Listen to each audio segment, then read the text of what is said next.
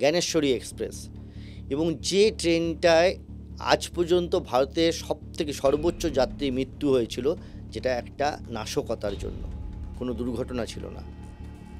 সেই সময় আপনার কি অবস্থান ছিল বা কি জানতে পেরেছিলেন? এটাও তো আমাদের এতেই আমার যে বইটা আছে সেটাতেও ক্লিয়ারলি লেখা হয়েছে, সেটাতেও জানা গেছিল যে এরকম ঘটনা হয়েছে। লোকাল এসপিও জেনে গেছিলো এবং তখন ওই রেলওয়ে অথরিটিসকে জানানো হয়েছিল যে এরকমভাবে একটা আমরা খবর পাচ্ছি যে এরকম নাশকতা হবে, তো তোমরা ট্রেনগুলোকে বন্ধ করো। আচ্ছা, তো কিন্তু যে কোনো কারণেই হোক, এগেন ওই বিশ্বাসযোগ্যতার অভাব ইত্যাদি। রেলকে কারা জানিয়েছে? আপনারাই জানিয়েছেন? হ্যাঁ, এসপি জানিয়েছিল। আচ্ছা, তখনকার ওখানে যে এসপি ছিলেন তিনি ডিআরএমকে জানিয়েছিলেন বিভিন্ন জায়গায়। আপনারা ক্রস চেকও করে নিতে পারেন। তিনি এখন বোধহয় কলকাতা পুলিশের সর্বোচ্চ পদে আছেন।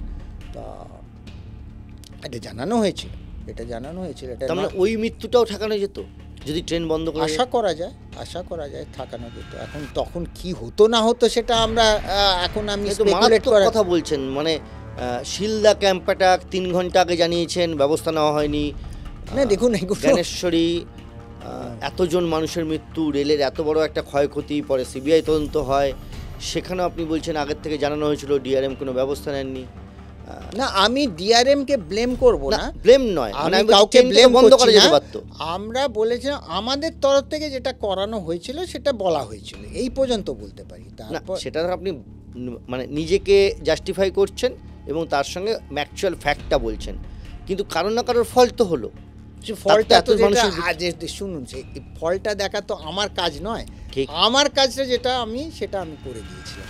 মানে রাজ্য পুলিশের সেই সময় যেটা কাজটা, সেটা যদ্দূর আমি জানি, সেটা মানে আমার নলেজে যেটা আছে সেটা বহু বছর আগেকার ঘটনা, যদিও তবুও যেটা আমি স্মরণে আছে, সেটা আমার যদ্দূর মনে হচ্ছে যে এরকম একটা করা হয়েছিল।